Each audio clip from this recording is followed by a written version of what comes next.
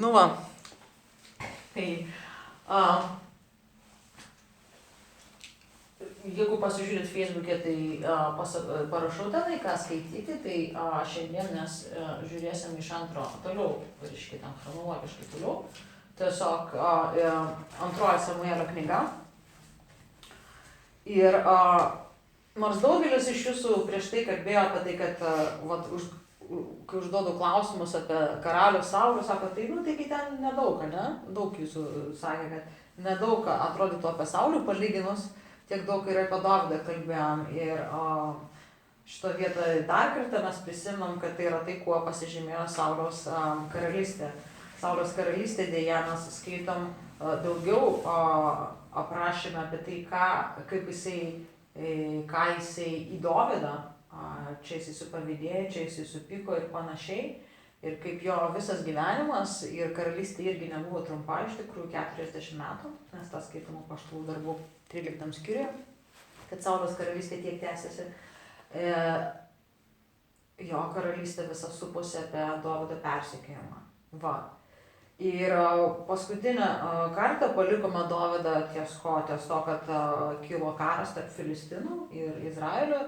Filistinai nuvyko į Izraelį ir iš tikrųjų Dovydas buvo nusiustas atgal dėl politinių priežasčių, kas iš tikrųjų nėra nuostabu. Bet tame mes matome, kad Dievas pagailėjo jį ir turėjo savo planą, tame, kad jam nereikėjo tame kare dalyvauti, o Filistinai tuo tarpu pagal Dievo žodį Sauliui ir sumušė Filistinai izraelitus, nužudė Saulų ir visus jo 3 sūnus.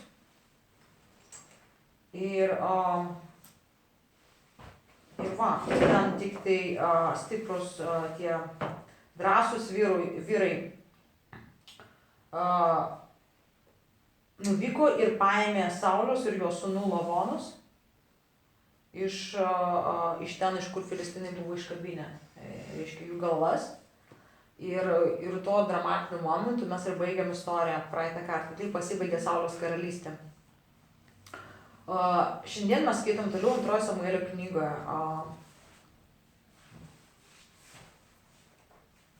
Atsitiko, kad Sauliui mirus, Dovydas nugalėjęs amalekiečius sugrįžo ir praleido 2 dienas Ciklage. Ir tą istoriją mes irgi praeitą kartą kažkiek pasižiūrėjome apie tai, kaip tas vyko. Ir 3 dieną iš Sauliaus stovyklos atėjo vyras su perplėštais drabužiais, žemės apibarstyta galva. Atėjęs pas Dovydą, jis puolė ant žemės ir išreiškė jam pagarbą. Dovydas jį paklausė, iš kur ateini? Tas jam atsakė, pabėgau iš Izraelio stovyklos. Ir Dovydas tarė, papasakok man, kas ten atsitiko. Tas atsakė, žmonės pabėgo iš mūšio, daugelis žuvo, taip pat ir Saulius su sūnumi Jehonatanu mirė. Ir Dovydas klausė toliau, jaunuoli, iš kur tu žinai, kad Saulius mirė. Ir jisai pasakoja apie tai, kad, o čia net perskaitysiu tiesiog jo žodžius, visai atsitiktinai užėjo ant Gilbojos kalno, žiūriu, labai man įdomi, jis taip paprado, žinok, sako karaliu, visai netyčia. Čia labai įdomi. Jis sako, visai atsitiktinai užėjo ant Gilbojos kalno, žiūriu, Saulius pasirėmęs ant ietės, o karo vežimai ir raitelis skubo prie jo. Atsigręžęs ir mane pamatys, jis pašaukė, aš atsiliepiau, aš čia, jis klausė, kas tu esi? Aš atsakiau jam, aš esu amalekietis. Tada jis man tarė, ateik ir nužudyk mane, aš kankinuosi, bet gyvybė dar yra manyje. Prie jo ir nužudžiau, nes buvau tikras, kad jis neišgyvens po savo kritimo. Nuėmiau karūną nuo jo galvos ir apyrankę nuo jo rankos ir atnešiau jas čia savo valdovui. Ir labai įdomu, nes mes prieš tai skaitėm truputį kitokią atrodytų, pasakojimą. Ar prisimenat, kaip mirė Saulius pagal 30 skyrių prieš tai buvusios knygos? Jo, kad jisai pats persimeikė.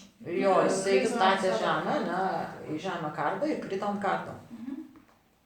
Jis buvo jau prieš tai kaip sužeistas lankininkų ir jisai miršta. Įdomu, mes daugiau apie tai pakalbėsim vėliau, bet aš noriu dar pasižiūrėti, kad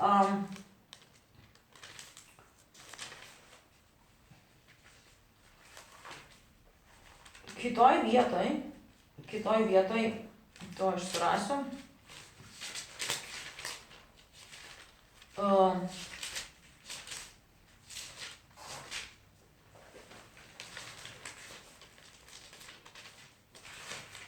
Parašyta, kad Dievas nužudė Saulų, nes Saulius jo neieškojo.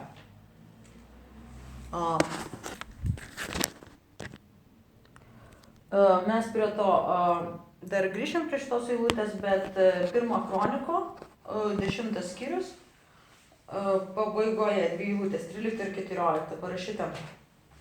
Taip mirė Saulius dėl savo nusikaltimo viešpačiui ir jo žodžiui, kurio jis nesilaikė ir dėl to, kad ieškojo patyrimo pas mirusiųjų dvasių išaukėją. Ir 14 eilutė. Jis neieškojo viešpatės, todėl viešpats nužudė jį ir atidavė karalystę Jesės sūnui Dovidui. Jis neieškojo viešpatės, todėl viešpats jį nužudė ir atidavė karalystę Jesės sūnui Dovidui. Ir iš pirmo žvilgsnio, tai čia dar 3 versija. Ta prasme, mes turim palaukti, ar jisai krito ant kardo ir nusižudė, Saulius nusižudė, ar jį nužudė Amalekietis, ar jį nužudė Dievas. Tai kas nužudė Saulį? Čia beveik kaip detektyvas pas mus gaunasi, ne? Ir matot, reikia atkreipti dėmesį, kad apie tai, kad Amalekietis Amalekietis nužudė Dovydą, tai yra vien jo žodžiai pacituoti, ne? Tiesiog užrašyta, ką jisai sakė, neparašyta, kad tai yra tiesa. Parašyta, kad jisai taip sakė. Tai variantas 1, jisai meluoja ir galvoja, tu aš pranešu Dovydui gerą žinią, kad čia aš nudėjau jo priešą. Nes jis nepažįsto Dovydą.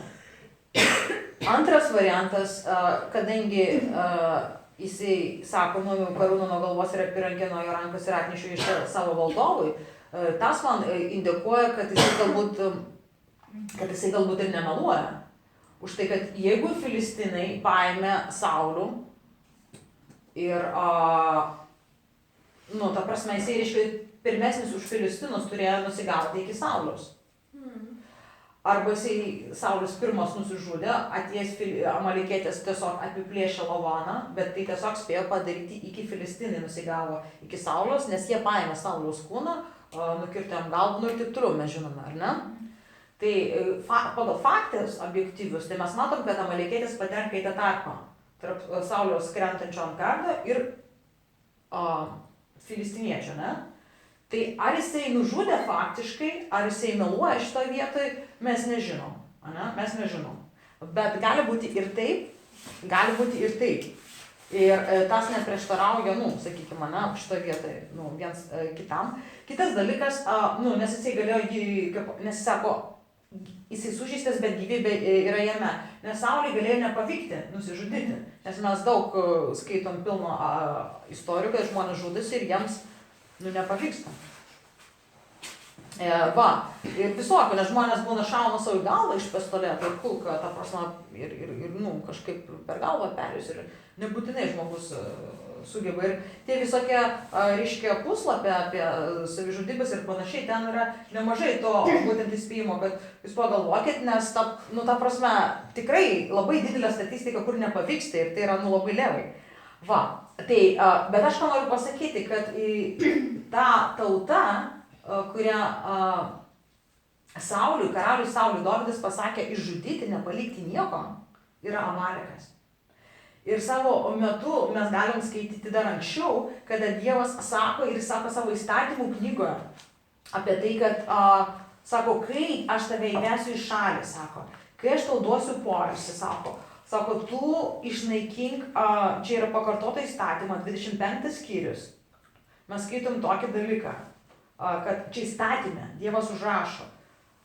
Atsimink, ką tau padarė Amalekiečiai, kai išėjai iš Egipto. Jie išėjo prieš tave ir tavo nuvargusius ir atsilikusius žmones išžudė, kai tu buvai pailsęs ir nuvargęs ir jie nebijoja Dievo. Kai viešpats tavo Dievas suteiks tau poilsį nuo visų priešų žemėje, kurią tau duodu paveldėti, išnaikink Amaleko vardą nuo žemės paviršiaus. Ir prideda, žiūrėk, neužmiršk. Nes mūsų Dievas yra teisus Dievas. Tai, kas buvo padaryta jų tėvams ir iš karto nebuvo galimybės atkeršyti, nes jie patys buvo nuvargę ir puolami tos tautos. Ir kita karta išaugo, gal tai kitas skausmas ir panašiai, bet Dievas jis neužmiršta. Mes kartais bijom atleisti, nes galvom, kad atleisti tai čia kaip išmesti. Bet čia yra kaip perduoti į kitą departamentą, kuris užsiima skolom. Dievas nepamiršta, Dievas paskaičiuoja dar tiksliau. Jis neapvalina po kaplelio. Dievas labai tiksliai pasveria kiekvieną veiksmą. Ir čia įdomu, kad šitoje vietoje Dievas primena žmonėms, o ne atvirkščiai.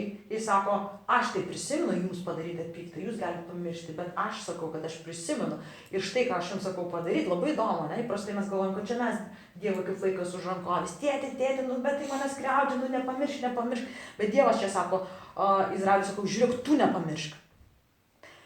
Ir taigi mes žiūrėjom tą laiko juostą, jau kuris laikas iki Sauliaus praėjo, ar ne? Tie teisėjai, čia kažkiek 100 metų praėjo. Ir kol galiausiai, kai pagaliau jie išrinko, išprašė, ir Dievas išrinko jiems karalių, tai Dievas tam karaliui Sauliui paveda dalyką, tai, kas parašyta įstatymą, tai buvo vykdyti jo žodį. Ir Dievas iš anksto turėjo tikslą, jis kažkodėl suplanavo, kad būtent net vardą ištrinti, nes prisipildė jų nuodėmių saikas, atėjo laikas ir Dievas priminė Sauliai, ir dėl to ir sakė, nepalik nei vyrų, nei moters, nes jis sakė, iš vis vardą ištrinti, iš tos tautos neturi likti. Ir Saulis, savaip norėjo išpildyti per pusę Dievo žodį. Nes akivaizdžiai jisai gal ar neskaitė, ar nebuvo pamokytas šitos vietos iš įstatymo. Ir yra įdomu, kad Saulius, jo visas kelias su Dievu, jo visas gyvenimas, jo karalystė, jo šis viskas gyvenime pasisuka jau po to galutinio antrojo atmetimo Dievo, ne? Kai jis neišnaikino amalekiečių ir paliko karalių, pasiliko geriausius daiktus išgrobę, puolė prie godumo. Ir kaip yra ironiška, kad aš tikiu visai, kad amalekietis ir galėjo šitoje vietoje dabaigti Saulų. To prasme, kaip jis ir sako. Kaip yra ironiška, kad Saulius nori nusižudyti ir jis negali nusižudyti, nes jis nepasirinko savo gyvenimo dienos, jis negali pasirinkti savo mirties dienos. Jis sužeidžia filistiniečiai, bet jis nežūna. Jisai pats prašo ginklanešį jį nužudyti ir ginklanešis jo nenužudo, nes bijo. Jisai pats krenta ant savo kardą ir galbūt jisai sužeistas ir mirtinai, nes amalekietis sako, kad aš mačiau, kad jis pačia neišgyvens. Ir visgi jisai nemiršta. Bet miršta jisai nuo kieno rankos? Nuo amalekiečio, kurios jisai turėjo sunaikinti, kad jų ne vieno neliktų. Ir tai yra ironiškai, tai kas jam pakišo. Ta prasme, labai simboliškai man, kad jisai ir miršta nuo rankos būtent amalekiečio. Ne? Taigi, šitas amalekietis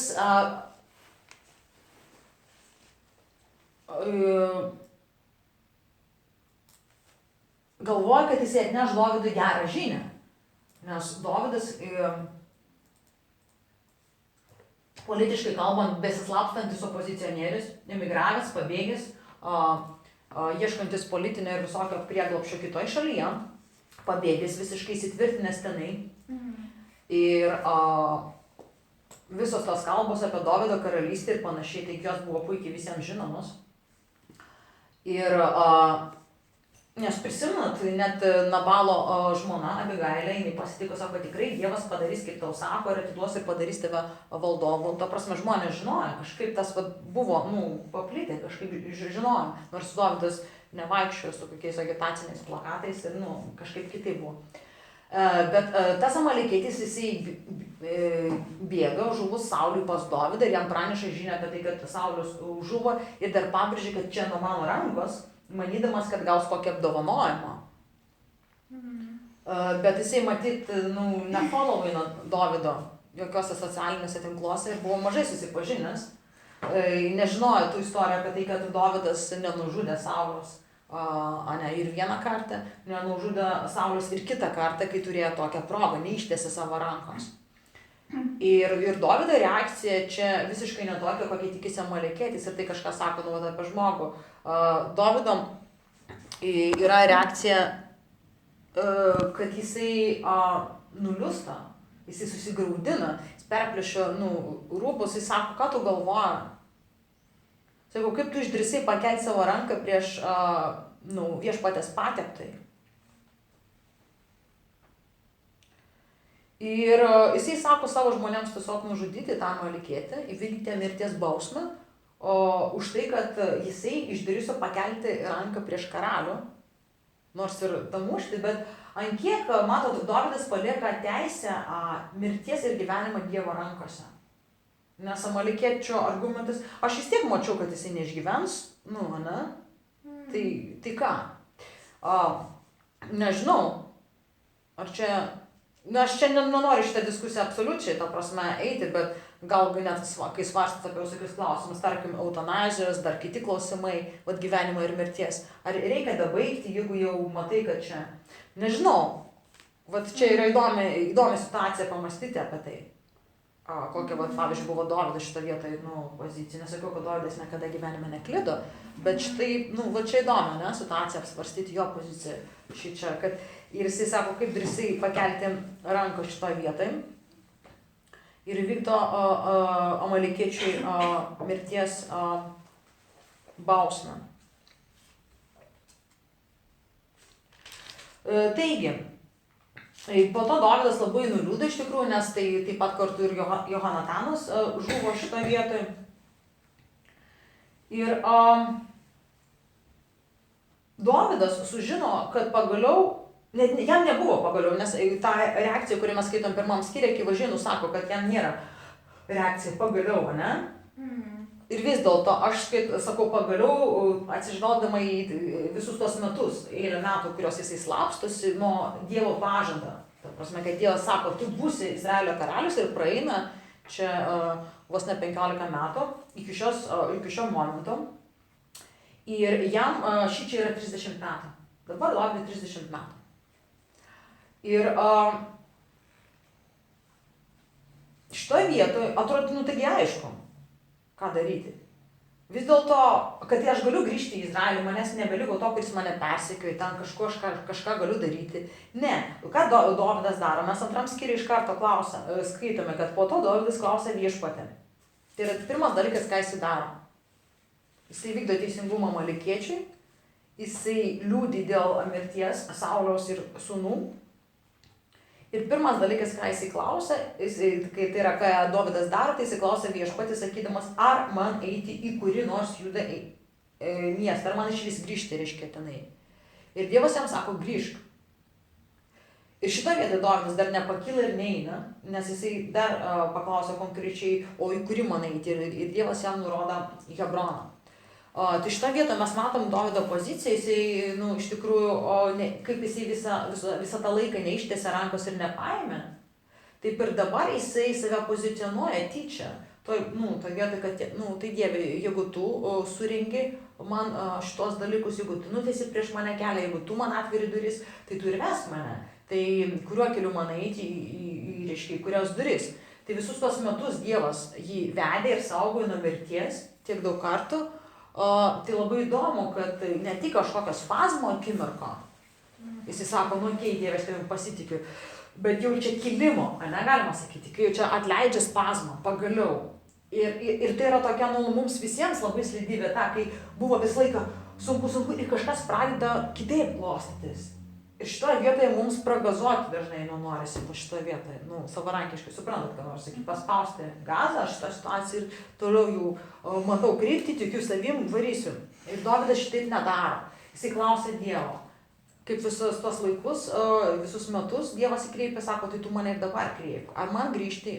Dievas sako, taip, į kurį miestą, net nurodo, į kurį miestą. Ir Dievas nukreipė Dovydą į Hebroną. Ir įdomu, kad čia parašyta, kad Dovydas išėjo iš ten,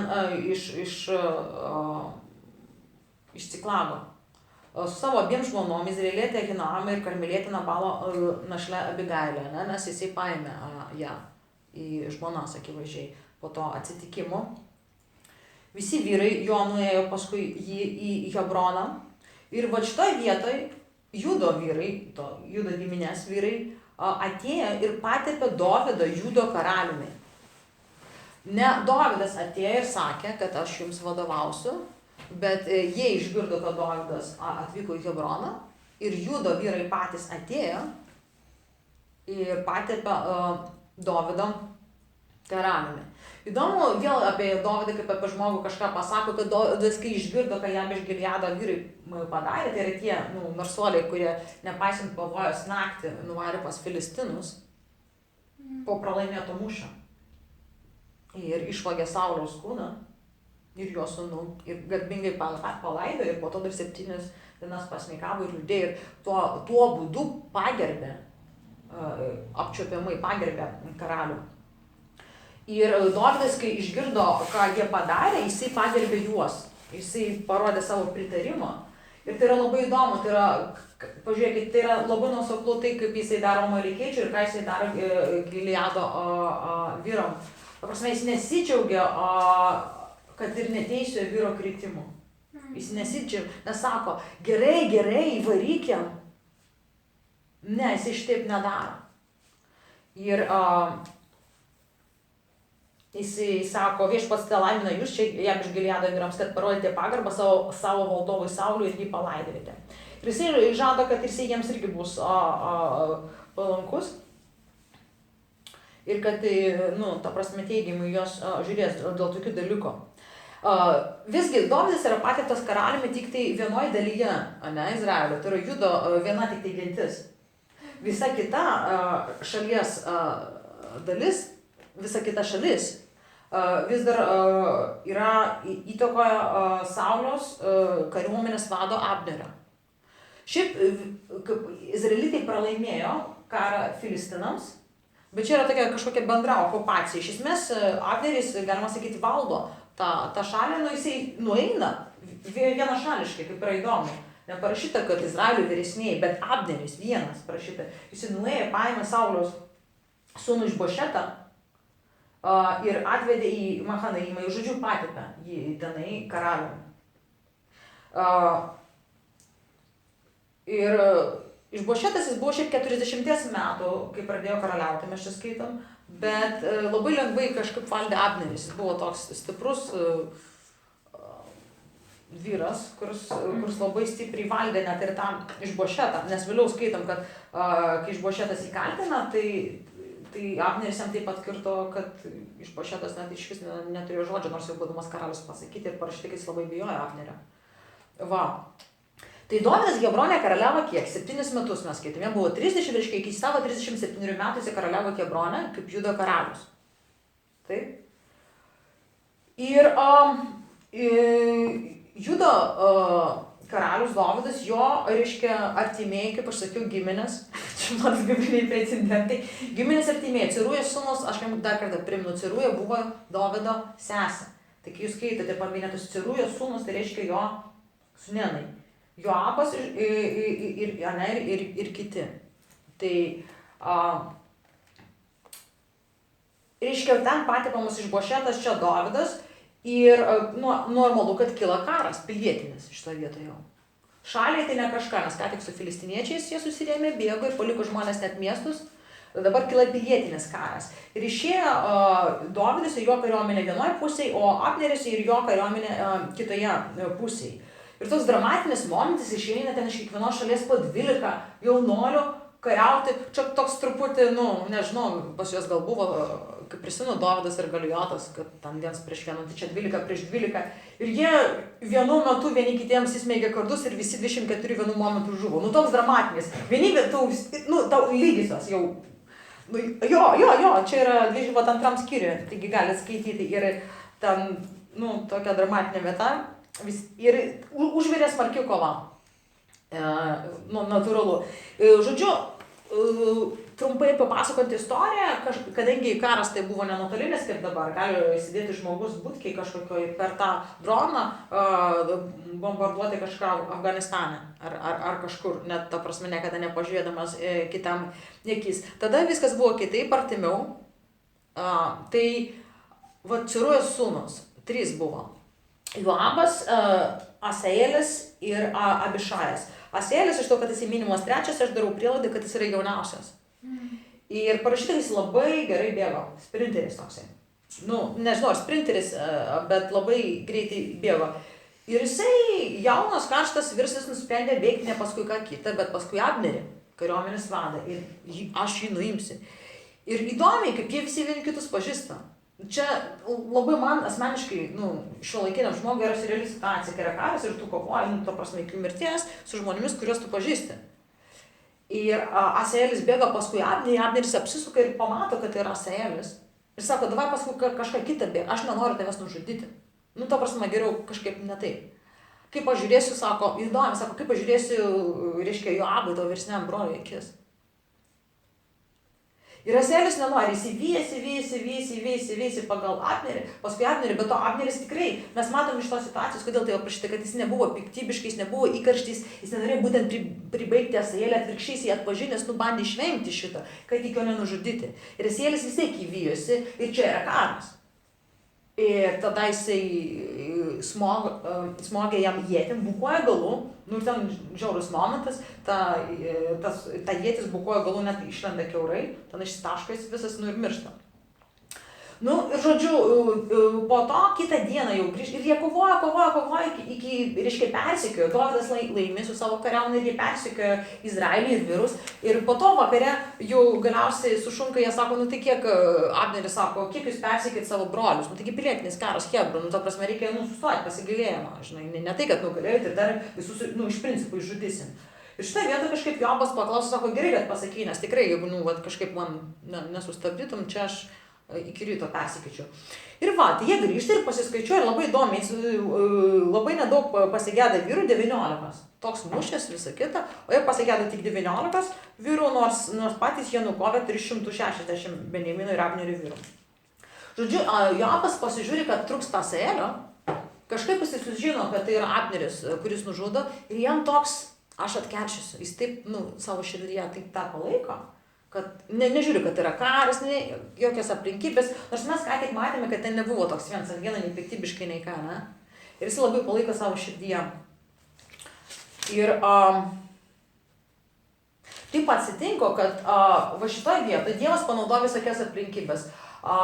Sauliui jau mirus, Abneris sueina pas vieną, įeina pas, reiškia, permega su viena iš Saulio sugulovų. Ne? Tai mes dabar nediskutuokim moralumo, ta prasme, šito poelgio, apie tai, kad, ta prasme, čia vis tiek buvo jo karaliaus sugulovė ir panašiai, bet iš Bošetas Sauliaus sūnus iškelia šitą klausimą, jam papriekaištauja, sako, kad, tai eini pas mano tėvo sugulovę. Šitoje vietoje Abneris jam taip per išdidumą, jis tokia atgal metą, sako, kas tu esi, iš visą aš tave patį, bet tu man čia aiškini, sako, aš visą laiką, aš iš viso už Sauliaus namus, jis duoda suprasti, jeigu ne aš, tu net nebūtum karalius, kad tu čia man aiškini iš viso, sako, jaunuolė, kad tu čia man aiškini. Ir iš Bošetas toksai, kažkaip jis ir jautėsi, kad ne jis iš savo jėgos karalius, toks statytinis, jis net nedrįso atsakyti, o Abneris nebuvo toks nuolankus žmogus ar kažką. Jis sako, tikrai viskas, sako, dabar jau to, jam kažkaip jisai stipriai užsiplėskė, dėl sako, viskas, sako, tikrai dabar aš padarysiu taip, kaip Dievas sakė, aš tikrai timsiu iš tavęs pats karalystę ir atiduosiu jo Dovydui.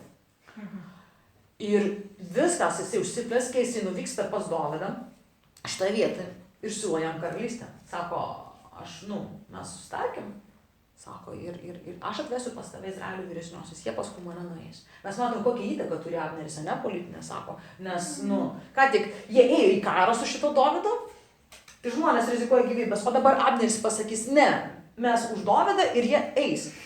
Tai realią įtaką, jūs matot tokį, ta prasme, apčiuopiamą turi, tai labai stipru. Ir taip ir vyksta. Abneris atvyksta į susitikimą su Dovydu. Dovydas normaliai susitinka. Ir čia aš noriu dar atkreipti tokį vieną dėmesį, jūsų vieną tokį faktą.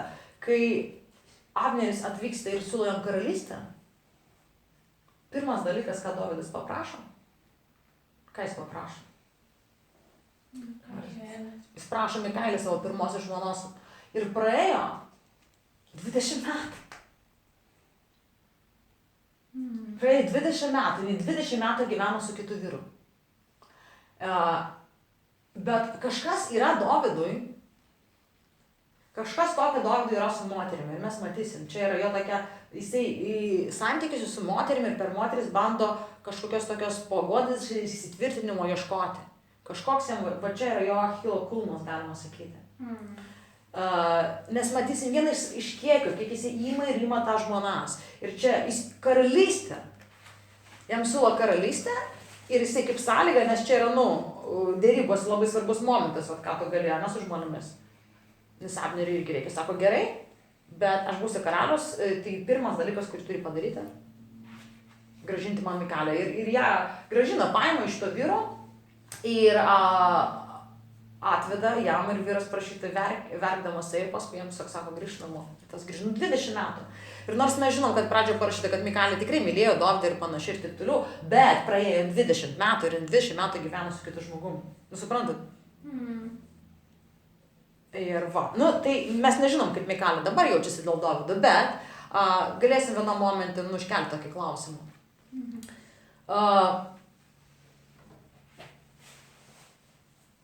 Tai va, o šitoje vietoje Abneris išleidžiamas ramiai namo, o Joabas ten jisai kariavo, kadangi kariuomenės vadas, jisai kariavo, bet po to grįžęs, jisai išgirsta, jam praneša, kad buvo atvykęs Abneris ir Dovydas jį paleido. Sako, kaip, taigi, nes jis nežiūri politiškai, jis nežiūri ką, jis žino vieną. Tai yra žmogus, kuris nužudė mano brolį, aš turiu jį nužudyti, aš turiu atkeršyti. Jisai pasiunčia žmonės, grąžina Abnerį, lygtai kažkokiam pokalbiui, slaptam. Jisai turi irgi politinę poziciją, kaip Dovydo, tas kariuomenės vadas. Abneris grįžta, tas nuveda jį į šalį ir nužudo. Kai Dovydas tai sužinojo, jisai iš tikrųjų raudojo, jisai atsisakė valgyti, jisai parodė savo iš tikrųjų elgesiu, kad jisai nepritarė šitam dalykui. Ir įdomu, kad parašyta, kad visa tauta sužinojęs, kad jisai taip elgėsi, tau tai patiko. Ir sako, iš to jie matė, kad iš tikrųjų, Dovydas nėra ta maniera, kad šitoje vietoje Dovydas nužudė Abnerį tik svetimomis rankomis. Čia būtų labai panašu į Saulį, ne? Bet tai nepanašu į Dovydą. Ir vėlgi, kaip Dovydas nesidžiaugia Saulės mirtimi, absoliučiai jisai nesidžiaugia ir Abnerio mirtimis. Jis sako, atvirkščiai, sako, tu nužudėjai teisų vyrą, sako, kuris, sako, net ne, ar jis turėjo tokią mirtį, sako, išvis net ne karo. Tai va, ir vadinasi kunigaikščių garbingų vyrų. Ir įdomu, kad jisai toks išmintingas, kai jis nepradeda net kariauti su savo aplinka, su Joabu. Jis tiesiog sako, kad jie man yra dabar, kol kas jie man yra per stiprus. Dabar jis turi savo nuomonę apie juos, bet čia nesako, aš šiandien dar esu per silpnas, nors pateptas karaliumi. Šitie vyrai carų sūnui yra per stiprus man. Viešpats tegul atlygina piktadarių už jo piktadarystę. Iš tikrųjų jisai prakeikė Joabą tuo, jis pasakė, tegul Joabui netrūksta ligotų, visokių rūšių ir visoko jo giminiai. Tegul, sako, ant jo krenta kraujas, nes tikrai aš tam nepritariu ir nieko nežinojau. Ir vėlgi šitoje vietoje jis net paveda viešpačiui atlyginti šitam Abnerio žudikui, Joabui, nes sako, man per stiprus. Ir jis laukia, kad įsitvirtins. Matot, labai svarbu gyvenime ne tik ką tu darai, bet kada tu darai. Kaip Dovydas laukia karalystės, tai net ir gavęs karalystę, jisai laukia kiekvienam veiksmui, kad tai būtų, kaip pasakyti, jisai būtų įsitvirtinęs, kad jisai turėtų jėgos. Suprantat? Palysė sako, aš nesu įsitvirtinęs, kad daryti tam tikrus veiksmus. Ir prisimenat, Dovydas pažadėjo Jonatanui, kad jie padarė tą sandorą. Ir Jonatanas sakė, kai Dievas tave įtvirtins į karalystę, tu būk palankus, prisimink mane į mano namus. Ir šitoje vietoje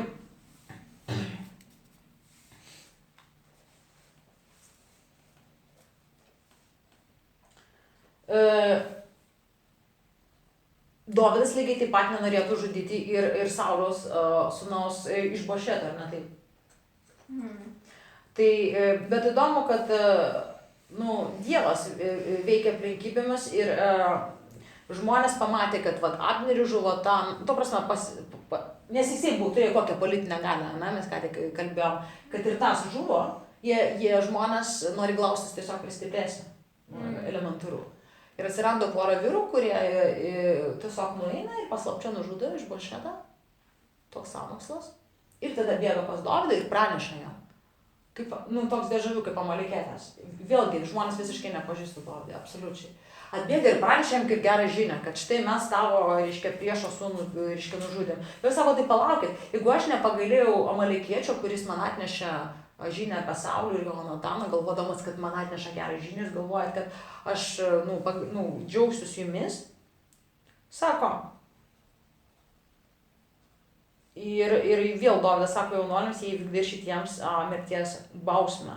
O Išbošetais, nes jiem galvą atneša Išbošetą iš vis, ta prasme, tai brutaliai, atnešė, ten nužudė Išbošetą, nupjovė galvą atneša ir Dovydas tą galvą garbingai palaidojo. Tai va.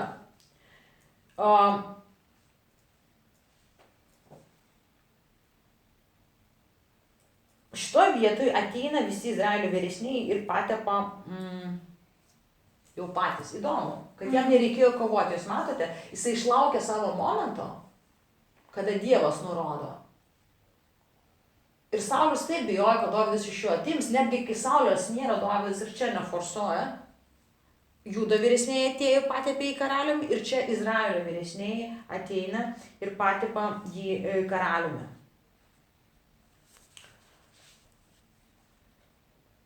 Tuomet kažkaip Dovydui buvo tas širdyje, jisai užpuola Jeruzalę. Jeruzalėje gyveno Jebusiečiai tuo metu. Jeruzalė buvo kalnuose ir yra, vis dar kalnuose. Ir tvirtovė, tokia įtvirtinta. Ir Dovydui buvo širdė, jisai paėmė Jeruzalę, jisai pirmas išvarė šios normaliai visus ten Jebusiečius ir apsigyveno. Ir jinai vadinama dėl to Dovydo miestu, nes jis ten įkūrė tą sostinę ir ten pradėjo karaliauti. Ne, reiškia, ne Hebronė, bet jisai nukeliavo į Jeruzalę. Įdomu tai, kad aš norėjau kitas dalykas, kur Filistinai, čia viskas labai greitai vyksta. Šiaip palyginus, greitai vyksta. Ir žiūrėt, Dovydo blogiausia diena gyvenime, tą atsiklakė. Ir praeina ten porą savaičių, ir jisai patepamas Judo karaliumi. Tuo prasme, jeigu tuo metu, kai jisai ten atsiklakė, jam atsikluk ir jau jį tai užmušė, ir jisai pasiduotų. Jis iki žinot negalėjo, kad, už 2 savaičius bus pateptas. Jisai tiesiog turi blogiausią savo gyvenime dieną. Suprantat, kokie staigūs posakiai? Ta prasme, kontrastas yra surrealus kartais. Tai va, tai šitoj vietoj, jau praeina kuris laikas, va jisai patepamas karaliumi, o Filistinai išgirdė, kad jis jau pateptas karaliumi jau ne tik Judo, ne tik kažkokias dalies, o jau Izraelio, normaliai visos tautos. Prisimenu, tai yra tas pats Dovydas, kuris pas juos atvarė, kuris turėjo varyti į karą su šito Izraeliu ir kur kunigaikščiai sako, karaliau, tai yra tas pats Dovydas, kuris nugalėjo mūsų Galijotą, apie kurį moteris giedoja. Ir aš įsivaizduoju, kad dabar perskaitys išgirdė žinias, sako, karaliau, ką mes tau sakėm, pažiūrėk, jis ir yra karalius. Ir jie inicijuoja vėl karą, Filistinai inicijuoja vėl karą. Ir Dovydas, jisai klausė viešpatį, pažiūrėkit, sakydamas, ar man eiti prieš Filistinus, ar man juos atiduosit. Jis net nedaro prielaidos. Ir Dievas sako, eik tikrai, atiduosiu Filistinus į tavo rankas. Ir Dovydas eina ir nugali. Dar kartą, bet jie tokie atkaklūs. Dar kartą jie eina, susirenka, reiškia, persigrupuoja, eina antrą kartą bandymą. Ir Dovydas įdomu, kad jis vėl klausė viešpaties. Jis nedaro tokios prielaidos. Praeitą kartą uždaviau šitą klausimą, buvo panaši situacija, Dievas man atsakė, reiškia, visada, šitaip ir bus. Jis iš naujo klausė Dievo. Ir įdomu, kad Dievas nesako jam tiesiog eik. Dievas jam sako, nesiartink jiems iš priekio, eik aplinkui ir pulk iš šilkmedžių pusės. Ir išgirdęs šlamis iš šilkmedžių viršūnės užpulk juos, nes tada viešpats išeis pirma tavęs ir naikins Filistinų kariuomenę. Ir Dovydas nugali. Man tai tiesiog, šita vieta pasako apie tai, kad Dievas veikia įvairiai. Ir mes kaip žmonės, mes labai mėgstam jį, kaip vagoną ant relsų, ta prasme, bėgių tų pastatyti ir tegul jisai vienodų numatytų kelių važinėja, nes mums tai yra lengviau. Bet jis yra laukinis ir neprijaukintas ir jisai įvairiai ir jisai, norėdamas, kad mes būtume laisvi ir kad visai esmė apie santykį, o ne 3, 5, 10 ar 110 taisyklių vykdymo, Jis mus veda ir mokino, ką reiškia vaikščioti laisvę, ką reiškia turėti santykį, ką reiškia nuolat klausyti. Nes esmė yra apie tai, kad nuolat klausyti ir nuolat turėti, o ne vieną kartą išgirsti ir tada Dievą padedam ant lentynos ir turim taisyklę, nes mes išgirdom principą.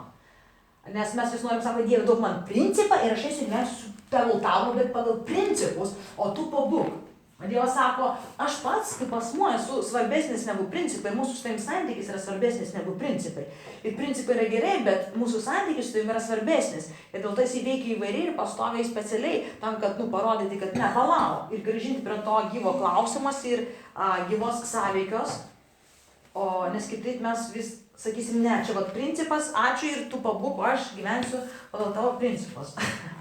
Va, ir Dovydas, šitoje vietoje irgi vis klausia ir Dievas parodo, kad, kitaip jisai veikia, sako. Kažkaip palauk, šlamsiu, tada tikrai žinosi, va čia, ta prasme, tu klausyk manęs šitoje vietoje. Ne tiesiog, kad aš pritariu. Įdomi tokia vieta. Ir mes greitam praeinam pro daug, pasakyti, faktų ir situacijų, bet aš ir nenoriu jums visko sukramtyti, jūs patys, ta prasme, esat protingi mąstantis, tai aš geriau taip praeinu, netgi gal geriau, jeigu jums sukilo daugiau net ir klausimų ir jūs turit patys apie ką pamastyti, pakramtyti, pasimelsti su Dievu, to prasme dar pavirškinti ir pagalvoti. Va. Kas buvo toliau? O toliau labai įdomus skyrius ir labai svarbus 6 skyrius. Taigi, pradžioje pirmoji Samuelio knyga, iki Saulis buvo pateptas karaliumi, ten yra aprašomas toks atsitikimas vėlgi, labai panašu, karas su Filistinais. Filistinai paima sandorio skrynią. Sandorio skrynia tai buvo tas dalykas, kuris patalpintas buvo palapinė, kurią Dievas davė dar dykumoje Mozei padaryti palapinę, susitikimų palapinę, kur apčiuopiamai buvo Dievo buvimas.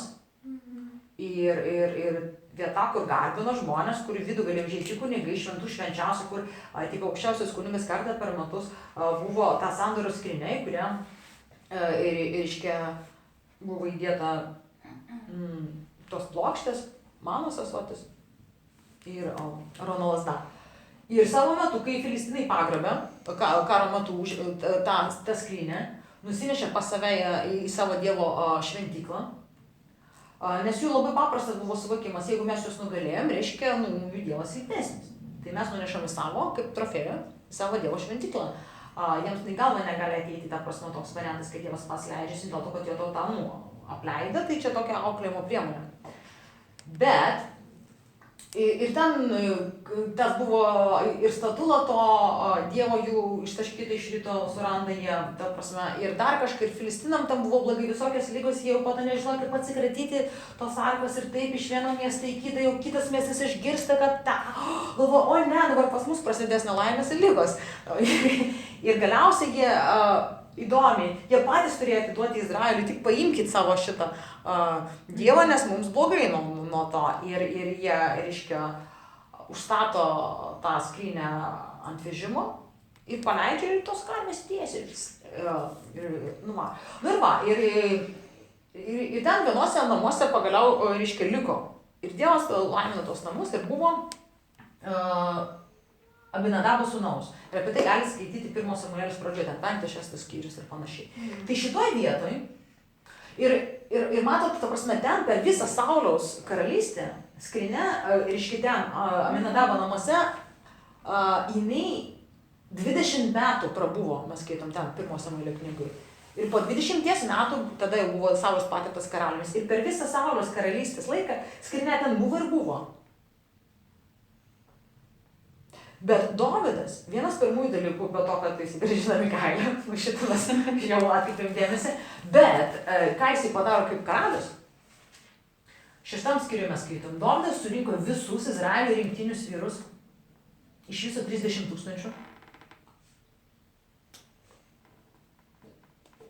Dovydas pakilo ir su visais tais žmonėmis, kurie buvo pas jį, iš Baal-Jehudą nuėjo pargabenti iš ten Dievo skrynios, vadinamas kareivių viešpaties, gyvenančių tarp Cherubo vardu.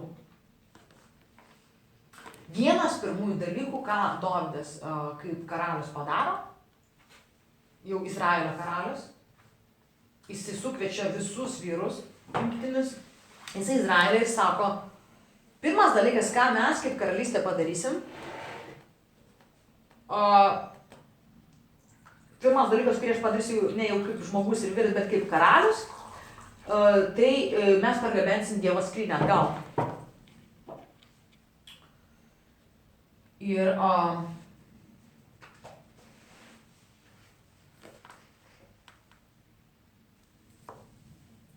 aš ieškau tos eilutės, nes konkrečiai parašyta, nes Saulės dienomis neklausime viešpatės. Kurgi čia parašyta? Nu, tu aš susirandu. Reiškia, čia yra atskirai, bet apie tą patį įvykį rašoma pirmoji kronikų knyga, 13 skyrius, 3 eilutė, kur Dovydas sako, ir parsigabenkime Dievo skrynią, nes Saulės dienomis mes nesikreipiame į jį. Ir parsigabenkime Dievo skrynią, nes Saulės dienomis mes nesikreipiame į jį. Tai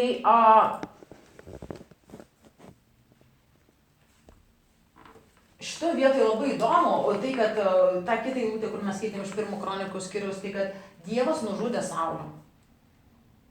Ne Amalekietis ir ne Saulius, o Dievas, parašyta, nužudė Saulę ir dėl ko? Prisimenate tą? Parašyta, nes Saulius jo neieškoja. Ten daug įvardinama, kaip jis ėjo pas neklausė Dievo įsakymą, kai nužudyti Amalekai, ėjo pas mirusiųjų dvasių šaukėjo ir taip toliau. O po to tiesiog viskas apibendrinimai vieną iš esmės. Kad Saulius neieškojo Dievo. Dievas nužudė Saulę, nes Saulius neieškojo Dievo. Net ne dėl to. Dievas nenužudė Saulę, nes Saulius nenužudė Amaleką. Už tai įsekmė jo karalystė. Suprantat skirtumą? Bet Dievas nužudė Saulę, nes Saulius neieškojo Dievo. Ne dėl to, kad Saulius padarė vieną ar kitą blogybę ir panašiai. Dievas nužudė Saulę, nes Saulius neieškojo Dievo. Tai tas, aišku, iškelia labai klausimą, tai ką reiškia ieškoti Dievo. Jeigu čia yra toks rimtas dalykas, Dievui, kad Dievas aiškina savo, reiškia, kad aš nužudžiau, Dievas nužudė Saulę, nes Saulius neieškojo Dievo. Ir vėlgi, prisimenat, mes kalbėjome apie tai, kad Saulius buvo tas karalius, kai jis pašalino iš šalies mirusių dvasių šaukėjus, būrėjas ir panašiai. Jis pašalino kažkokius dalykus, bet jisai neieškojo Dievo. Taigi šitas Dievas pas jį buvo, ne kiti dievai, ne Astartė, ne Balis, ne kažkas. Šitas Dievas, kai skaitėsi jų Dievas, bet jisai buvo padėtas pasauliu kaip ant lentynos. Matot? Nes jis jo neieškojo, jis jo neklausė. Dovydas, bet mes ką tik žiūrėjom, vieno kita situacija, vėl kita, jisai klausia Dievo. Ką čia man, ką tu tau? Jisai ieško Dievo visame kame, jisai ieško Dievo. Saulius neieško Dievo. Vieną kartą, kai jam prireikia, atsakymus tik paklausė, bet jis net negalvoja, kad ateiti pas Dievą. Jo sąlygomis jam netiko, kad jam tuoj pat neatsakė, jis tuoj pat numeta visą tą reikalą ir eina pas Dievo priešą, pas mirusių dvasių šaukėją, pas demonus. Tai jisai Dievo neieškoja, jis ieškoja ten atsakymą savo spazmų. Bet Dovydas ieško Dievo. Ir šitoks skirtumas. Ir aš noriu tiesiog, kad jūs įsimintumėt šitą eilutę, nes visoji karalių studija jinai yra tokia, kaip pasakyti, ant tiek pamatinė, kad aš net argumentuočiau, kad ant to viskas stovi arba krenta. Ar karalius, ar žmogus ieško ar neieško Dievo. Nes kai aš sakiau, vėliau skaitant galima susidaryti kažkokį momentų įspūdis, geras karalius tiki Dievu, blogas karalius netiki Dievu. Bet Sauliaus ir Dovydo istorija, ir mes matom, kiek daug laiko, pažiūrėkit, mes vis kalbame apie Saulį ir Dovydą, ne? Apie kitus karalius mes matysime, kad daug mažiau trukmės rašte skirti, mažiau skirių tiesiog užrašyta. Tai jeigu užrašyta rašte šitiek daug, ir mes kodėl ėjom ten į 1 kroniką, nes pasikartoja ir dar kartą ir kitų kampų. Tai neužtenka, kad mes čia tiek daug skaitom, iš tikrųjų tiesiog mes ten neinam, bet pasikartoja dar kartą. 1 kronikų knygų ir toliau. Tai kažkodėl Dievo atrodo taip svarbu būtent šitos du palyginti ir taip būtent mums išsimirkyti, galima sakyti, jų istoriją, kad tiek daug būtent ilgio prasme istorijos surašyta. Ir šitų dviejų karalių palyginime, pirmoje kronikų knygoje mes skaitėm, kad Dievas nužudė Saulų, nes jis jo neieškojo. Aš pirmą kartą prisimenu, kai kažkaip atkreipiau dėmesį į tą eilutę, aš galvoju, wow. Nes kai aš tiesiog perskaitau visą pirmą Samuelio knygą apie Saulį, tai nėra ta išvada natūrali, kuri man pešasi. Ne? Nes, Saulis čia, ir šis ta istorija su Amaliku, jinai iškylo, labai stipriai, ar ne? Po kurios Dievas atplėšė karalystę. O Dievas apibendrindamas Sauliaus gyvenimą, sako, kad problema, kad Saulius jo neieškoja. Dėl to aš taip drąsiai argumentavau, kad Saulius visą gyvenimą turėjo progos sugrįžti pas Dievą, ieškoti Dievo. Net padaręs, kažkokią klaidą. Nes mes padarom kažkokių klaidų gyvenimo, kur atrodo, taip, aš galiu ten atgailauti, aš galiu gal bandyti ateiti pas Dievą, bet va šitą, ką aš prisiviriau, šitą, ką aš priskaldžiau, šitą dalyko taip lengvai nepataisysi. Žmogus gali kažką prisidirbti ir būti, pavyzdžiui, kalėjime, jis gali galvoti, kad aš, taigi tiek prisidirbau, aš galiu atgailauti ir tikėti Dievą, bet iš kalėjimo tai manęs neišleis, ar ne? Ir tai yra tiesa. Vien dėl to, kad žmogus įtiki Jėzų, jo nebūtinai, ta prasme, jį neišleidžia dėl to iš kalėjimo. Bet, čia yra daugiau. Taip, Saulius negalėtų atstatyti, jeigu iš jo Dievas atėmė karalystę. Bet santykiai ir kiti dalykai, jis nežino, kas gali būti toliau, ar ne? Jis nežino, jis neišbandė, nes Dievas sako psalmėse, ragaukite ir matykite, kad Viešpats yra geras. Tai jisai, neragavo ir nematė. Nes jau viskas, aš jau susimoviau, tai ir eisiu toliau to keliu, jeigu jau mane čia atmetė, tai ir viskas. Bet jisai turėjo galimybės ieškoti Dievo ir jisai neieškojo. Ir galiausiai Dievas ilgą laiką jam davė 40 metų karalystės. Tai Dievas nužudė jį ne dėl to, kad jis nepakluso dėl Amaliko netgi, bet dėl to, kad imant visą gyvenimą, kad Saulius jo neieškojo. Nes, tai žmogus padaro vieną klaidą ir viskas, ne. Tas lėmė politinį dalyką ir karalystę ir panašiai, bet kaip žmogaus jo, Dievas vertina visą gyvenimą ir apie visą gyvenimą. Jis sako, Saulius manęs neieškojo ir aš jį nužudžiau. Bet Dovydas pirmą dalyką, ką padaro, kaip karalius, jisai pargabena šitą skrynią, jis nusprendžia, kad reikia pargabenti. Sauliui per 40 metų to neprireikė. Pirmas dalykas, ką daro Dovydas, sako, mes pargabensim skrynią. Ir jisai irgi padaro klaidų šito vietai. Jisai, padaro klaidų, dėl to, kad jisai gal neskaitė, gal nežinau, o tuo metu koks yra įstatymas. Įstatymą labai aiškiai parašyta, kas turi nešti skrynią, kaip ir kodėl, kad negali visi, bet kas sugalvos, kaip sugalvos, kad turi nešti tik tai paskirti žmonės iš specialios giminės, levitai. Ir reiškia, kampuose yra šitie, kaip vadinasi, žiedai ir tam tokias kartis įsistato tam tikro ilgumo, tam, kad žmonės neįtų per arti ir neštų su tom kartim, kad neliestų tos skrynios. Kodėl? Tai palauk, iš vienos pusės, tai čia Filistinai paėmė ir Dievas tą leidžia, iš kitos pusės, kad neliestų žmonės. Bet Dievas baudė Filistinus už tai, kad jie pažiūrėjo į vidų. Esmė ne daikte, kad ypatinga skrynia, bet tai yra simbolis. Ir per tai Dievas atskleidžia. Ir tai yra Dievo šventumas. Ir šventas reiškia atskirtas, reiškia ypatingas, kitoks. Ir suvokti, kas yra Dievas. Ir Dievas, jisai artinasi, jisai ištiesia ranką ir kitą ranką. Ir eina visą kelią iki mūsų. Bet mes neturim to supriimti kaip savaime suprantamo dalyko. Nebent mes nesuprantam, kas jisai yra. Jis yra visatos kūrėjas, jisai yra neaprėpiamas didelis asmuo, kuris pasakė žodį ir atsiranda planetos, saulės, žvaigždės. Jisai žodžiu pasako žodį ir žemė atsišaugina ir atsiranda želmenis, atsiranda gyvūnai. Vienintelis žmogus yra, tas, kaip pasakyti, handmade, jau rankų darbo toks asmeninis prisilietimas ir visa kita atsirado tiesiog žodžiu. Tai kažkokio fantastinio tiesiog, masto asmo, kurį mes nesuvokiam. Šitoks, kuris iki šiol viską laiko savo jėgos žodžiu. nu, ir tas asmuo,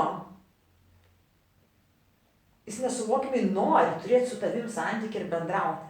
Ir matot, kad vat, Dievas nėra tas, žinot, Dievas nėra dievulis, Jėzulis, rūpintojėlis, kuriam labai visų gaila, bet tai, atsiprašau, negaliu padaryti, bet labai visų gaila. Dėl to jis toks užsiparinęs, kaip lietuviškojo meno rūpintojėlio simbolis, nes jis, dėl ko užsiparinęs, nes, visų gaila, bet ką. Bet mūsų Dievas yra galingas parašyti, jis ryjanti ugnis, jis sako, danguje jis turi gerą nuotaiką, nes jis valdžioje, geros nuotaikas. Ir šitas Dievas yra šventas ir jisai numato tiesiog dalykus, kad reprezentuotų, tai yra mūsų naudai, kad mes suprastume jį toks, koks jisai yra. Ir matot, nors ir su geriausiais keitinimais jie padarė naują vežimą, tipo mes kaip geriau. Va, čia mes tau Dieve naują vežimą padarysim, nes kogi Dievui iki pilnatvės truko, naują vežimą, aišku. Naują vežimą mes tau, ta prasme, taip, aišku, čia buvo, noras pagerbti visą kitą, bet ne pagal Dievo žodį, mes patys sugalvosim, kaip mes, tau padarysim. Bet parašyta. Ir reiškia, jie vežė su tuo naujų vežimų, ir kažkokiu momentu, matot, ir jie su keliais turėjo problemų, suklupo šitie jaučiai ir vežimas kažkaip pašoko tą skrinę. Ir vienas žmogus su geriausiais ketinimus jis norėjo ištiesti ranką ir prilaikyti. Ir Dievas jį nužudo. Ir galvoju, wow, čia labai žiauriai, nes jis iš vis norėjo kiek geriau. Bet matot, bet mirtis nėra, tai yra mums priešas, bet mirtis nėra baisiausias, kai gali atsitikti, ta prasme, mes visi mirsim. Mes visi mirsim. Aš nesakau, kad, mirtis vis tiek nėra natūralu, nesako mirtis natūralu, mirtis nėra natūralu, nes iš pradžių nebuvo mirties, mirtis nėra natūralu. Mirtis yra nuodėmės pasekmė. Bet aš turiu, mes, kaip esam dabar, mes vis tiek visi mirsim. Ir mes prisikelsim. Vieni amžinajam gyvenimui, kiti amžinai mirčiai. Bet mes mirsim. Tai iš tos pusės, čia nėra toks big deal. Ir visai man patinka ta Pauliaus eilutė, kur jisai sako, mirtis mums laimėjimas. Tiems, kurie pažįstam Dievą, mums nėra ką bijoti iš vis mirties. Ta prasme, iš kitos pusės. Va, bet Dievas jį ištinka, nes jisai tiesiog užbrėžė šito vietoje ribą, nes čia yra vis, nepriimtina. Čia visai nepriimtina. Ir tada, kad kažkaip, tikrai atsikreipia dėmesys, Aš manau, kad atkreipia jų dėmesį. Ir šitą vietoj parašyta, kad Dovydas labai išsigando. Tas Dovydas, kuris pažinojo tiek metų Dievą. Jam toks sukritimas buvo, palauk, aš tave pažįstu. Ir jisai išsigando Dievo. Dovydas išsigando Dievo. Šitą vietą. Ir jie palieka, čia kaip vardas, Obed Edomas. Ten šalia buvo namas, jie sako, va, iki čia davažiavom užtenka ir jie į tą namą Obed Edomo pastato tą skrinę, galvoja, čia mums daug geriau nesibaigė negu filistinams. Bet Dievas laimino Obed Edomą ir visus jo namiškius.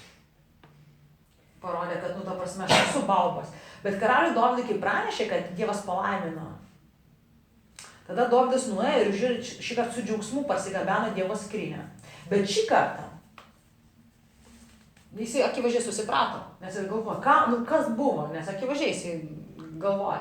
Šį kartą nešė tie, kurie turėjo nešti, levitai, ir nešė būtent, nevežė, o nešė. Taip kaip turėjo nešti.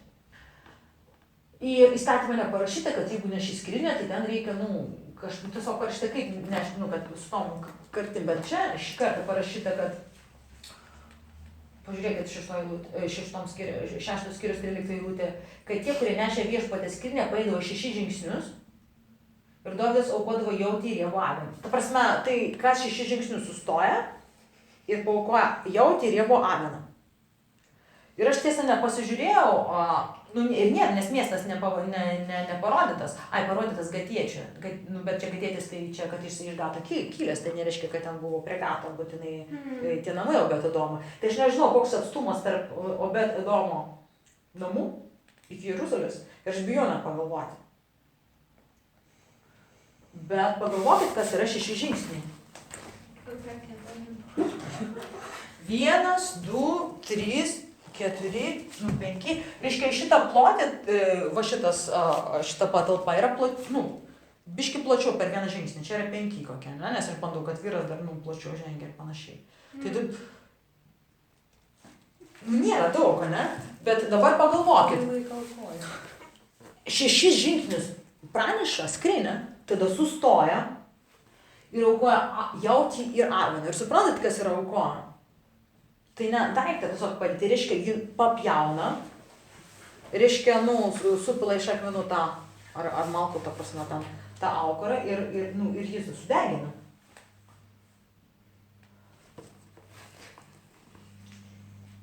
Čia 6 žingsniai. Kiti 6 žingsniai, kitas Jautis ir kitas Arvinas. Aš bijau pagalvoti, kiek laiko užtruko ekspedicija. For real. Ir žinot ką? Kaip? Ir kokia banda ėjo. Ir kokia banda turėjo eiti. Bet aš galvoju, kad logiškai, žmogiškai. Vat aš dirbu, mano darbas susijęs su procesais, su logistika ir panašiai. Tai yra, žmogiškai žiūrint, neefektyvumo viršūnė. Jeigu tau reikia pernešti daiktą iš vienos pusės į vietos į kitą, jeigu tikslas yra nugabenti daiktą, sunku sugalvoti, neefektyvesnį, lėtesnį ir neracionalesnį, atrodo, būdą. Nes jau atrodytų, po kažkiek laiko jau kažkas turėtų sakyti, come on.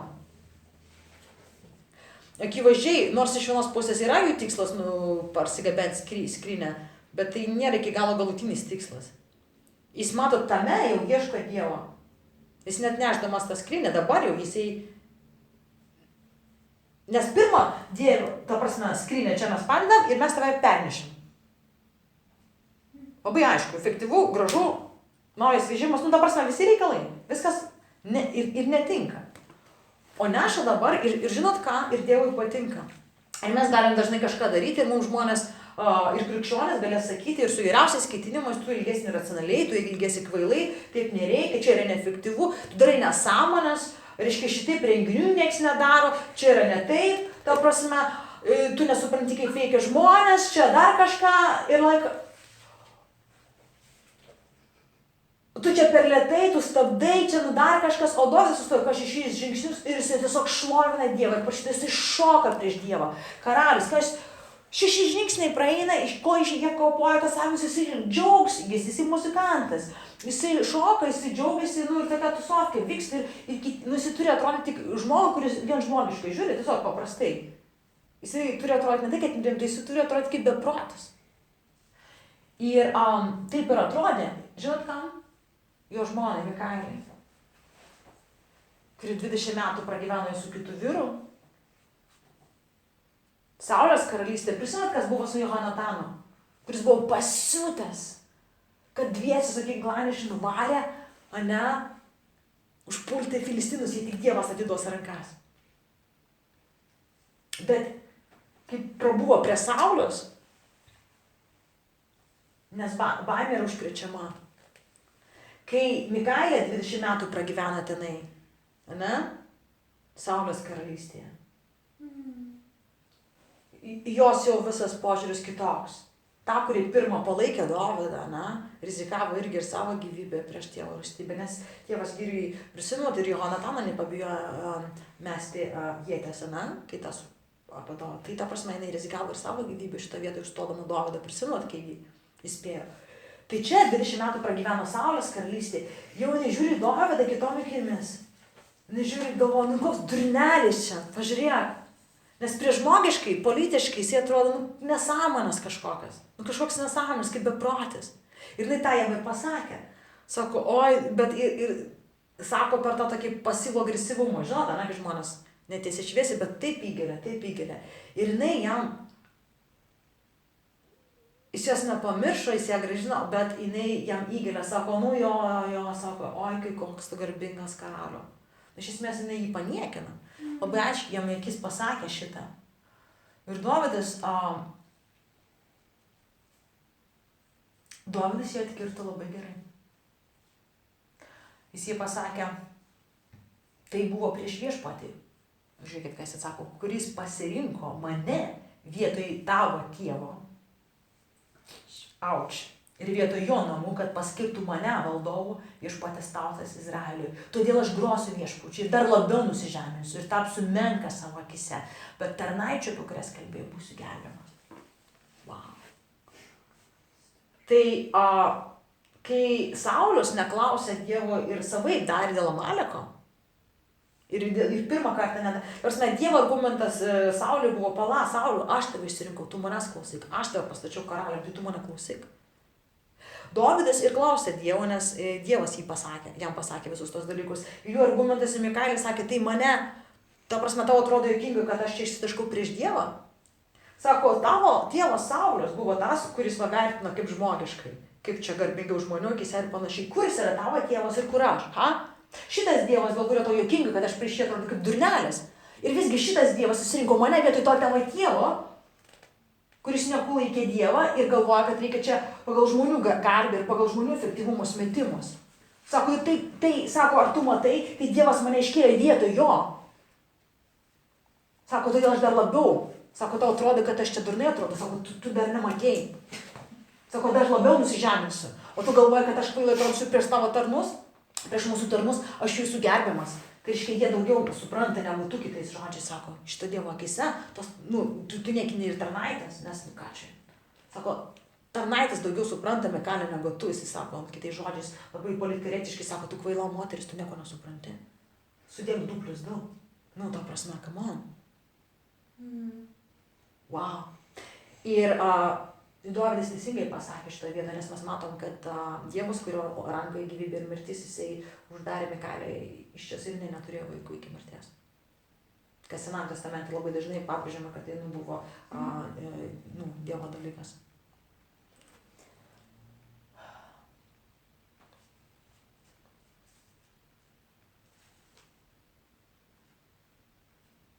Prisimenat, aš jums jau ne kartą tą nuorodą į bet aš manau, kad mums svarbu labai prisiminti, kad griežčiausias užrašytas Biblijoje Dievo pabarimas žmogui yra Naujam testamente, kai Jėzus sako Petrui, tada Petras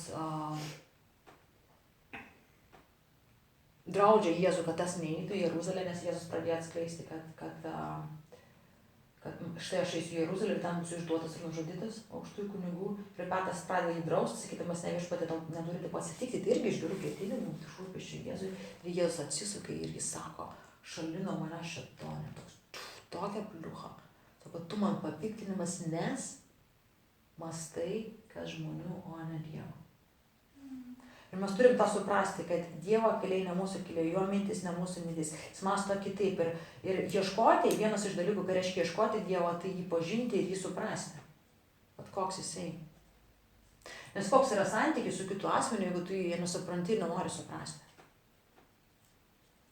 Nes mums kartais atrodo, kad Dievui nesvarbu, kokie mes esame, jam svarbu, jisai būtent nori santykių ir jisai, kad mes leistume pažįstami ir kad mes ieškotume pažinti, koks jis yra kaip asmuo. Ne principas, o kaip asmuo, vat ką jisai. Ir mes matom psalmėse, Dovydas vėliau rašo daug kartų.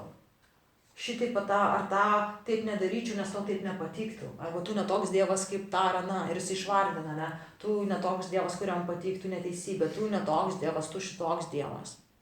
Jeigu šitaip daryčiau, tau nepatiktų. Ta prasme, jisai pastoviai remiasi į savo pažinimą ir supratimą, kas Dievas yra kaip asmuo. Ir ne?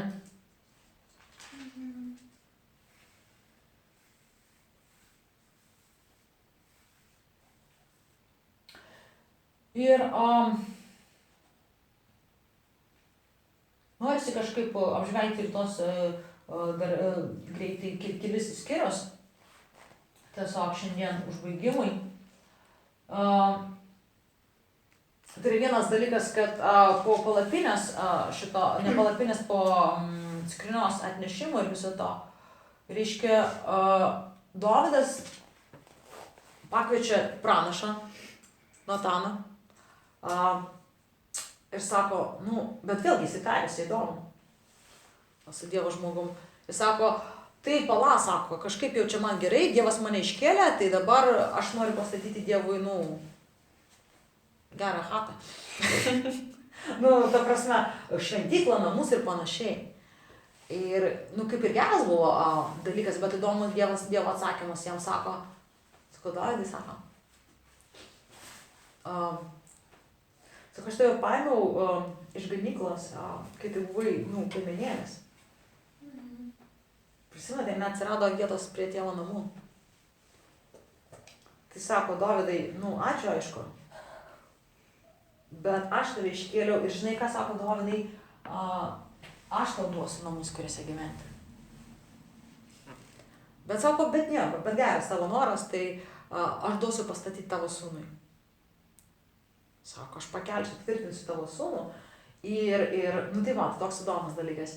Ir Dievas pradeda kalbėti jam gerus dalykus. Iš esmės, nu, Dovydas galvoja, kaip čia gera, nes mums kartais kyla geri norai, kaip aš atsilyginsiu Dievui. Vat buvo kažkokį penktadienį prie jaunimkį, kažkoks ten buvo, neprisimenu, iš video žiūrėta ir buvo diskusija apie tai, nu, va, kaip reaguoti Dievui. Ir daug, būtent jaunų ir vaikinų įdomi, kalbėjo apie tai, kaip jie jautėsi, nu, kad kai galvoja apie tai, ką Dievas padarė dėl jų, labai nuoširdžiai kalbėjo apie tai, kad, nu, norisi atsilyginti kažkaip. Buvo geras. Va. O ir čia Dovydui panašiai, kaip ir tiem jauniem vaikinam, kad, nu, kažkaip atrodo norisi atsilyginti. Dievas sako, nu, ta prasme, nu, fainas tavo noris, bet, nu, aš tik noriu priminti Dievą, kad aš, nu, kad man nieko nereikia. Tai aš viską turiu. Bet šiaip noras geras, sako, tu galvoji, kad tu mane palaiminsi, bet aš tave palaiminsiu, Dovydai. Nu, faina, bet aš tave palaiminsiu, sako, ir žinai ką, ir sako tokį įdomų dalyką, aš neatimsiu iš tavęs karalystės kaip iš Saulės, iš tavo sūnaus. O tavo sūnų aš pakelsiu, tvirtinsiu. Ir nors jisai man nusidės, nors jisai kažką blaškysis, sako, taip, aš jį auklėsiu, aš jį plauksiu žmonių reikštėmis, visokiamis aplinkybėmis ir panašiai. Bet karalystės dėl tavęs neatimsiu iš jo, nes tavo karalystę tvirtinsiu. Ir žinot, kokia yra labai įdomi Dovydo malda po to? Dovydas sako, wow, čia yra geri dalykai, Dieve, tu pasakė, nu, ta prasme, pažadai. Nes jisai matė, ką reiškia, kai žmogus nueina ir Dievas atima iš jo karalystę. Čia nu, neįtikėtinas pažadas, čia yra toks saugumas, sako, aš jį auklėsiu, aš jį, ta prasme, nu, bausiu, jeigu reikės, bet aš karalystės neatimsiu, aš nenusisuksiu nuo tavo namų niekada per amžius. Ir vienas dalykas, kurį mes turim prisiminti, santykiai nėra nieko automatiško. Ir Dovydas atsisuka po šito, ką Dievas jam pasakė ir meldžiasi. Sako, gerai, Dieve, jėga, sako, kaip tu, ta prasme, švis, sako, nu, tu mane laimini, tau nebuvo gana, kad tu mane taip padarėjai, iškėlė iš tikrųjų aukštai, tu dar tokį didelį, bet tu tokį, sako, didelį pažadą man duodi. Ir tada jisai atsisuka į Dievą ir sako, tai va, tai padaryk. Rimtai, jisai sako, tai tegu man išsipildo šitie visi tavo žodžiai. Ir suprantat, kad Biblijoje yra daug visokių pažadų ir jie yra skirti mums. Ir yra tokia labai įdomi eilutė Evangelijose, kad Dievo karalystė jėga grobiame ir stipriai ją jėga ima. Yra tokia eilutė. Tai kai mes matom pažadus ir mes sėdėm ir sakom, kur ir ką, bet kai kurios vietose aš visai raginu pagal Dovydo pavyzdį mums pakilti ir verčiu sakyti Dievui, tai va, tai tu parašei, tai tegul man išsipildo tavo žodžiai, suprantat, ištiesti ranką ir paimti tą savo žodį ir sakyti, nu tai va. Nes kai Gideonas ištiesėjo čia, ne, epochos, Dievas surado Gideoną, kuris slėpėsi kuldamas kviečius vienos spaustuvėje senam ir Dievas pašaukė, sako, tu eik išgelbėsi mano tautą. Gideonas pradėjo, tai kur visą, ką tu sakei, kur tie stebuklai, tai ką? Ir Dievas nepradėjo priekaištauti, sako, va, sako, eik šitoj savo jėgoje. Tai kai mes pradedam, tai Dieve, tai kur tie visi dalykai, tai parašyti, tai kas yra, tai kur tas džiaugsmas, tai ką? Ta prasme, mes pradedam kvestionuoti tą prasme Dievą. Dėl, aš noriu patirti tą realybę, jeigu čia yra tikra, nu tai tas, tai kur, tai ką, ne? Tegul man išsipildo tai, ką tu sakai. Tai Dievas mus, nu, mes matom iš daugelių pavyzdžių nesubara, o atvirkščiai tame ragina. Tai va, įdomus tas dalykas, kai Dievas sako gerus dalykus Dovydui, tai Dovydas priima tai ir sako, tai tegul man ir išsipildo. Jis nedaro, nu, Dievas pasakė ir automatiškai. Bet jisai dar kažkaip sako, tai jo, tai va ir padaryk. Gerai pasakė, jėga, aš priimu, bet ir padaryk ir tegul man ir išsipildo. Ir čia va toks yra geras dalykas santykis, matot, kai abu asmenys. nu, ta prasme, dalyvauja. Jis sako, ir Dovydas priima tą iš Dievo, sako, ir tegul man tas ir išsipildo.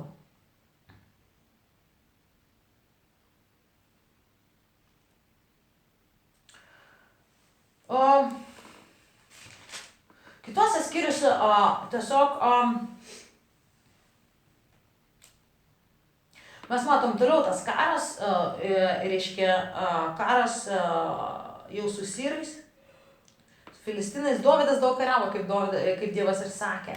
Taip pat Dovydas išpildo, mes skaitom 9 skyriuje savo pažadą Johonatanui, sandorą, kurį aš prieš tai užsiminiau, nes Johonatanas turėjo luošą sūnų Mefibošetą, kuris tapo luošas, kada bėgo auklė ir jisai nukrito iš jos rankų ir susilaužė Bichoras. Ir Dovydas ne tik, kad nesidžiaugė mirtimi Saulos ir jo sūnų, Abnerio ir Išbošeto, jis dar susirando, kurgi tas Mefibošetas, ir jį pakelia, ir jis nebijo priartinti prie savęs.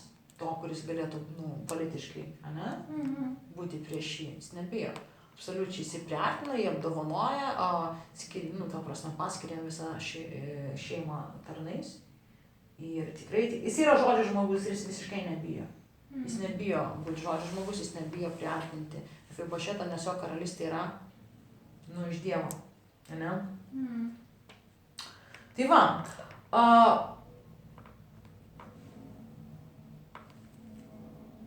aš galvoju, kad mes šitoj vietoj sustosim, ten yra 10 dar skyrius apie tai, kaip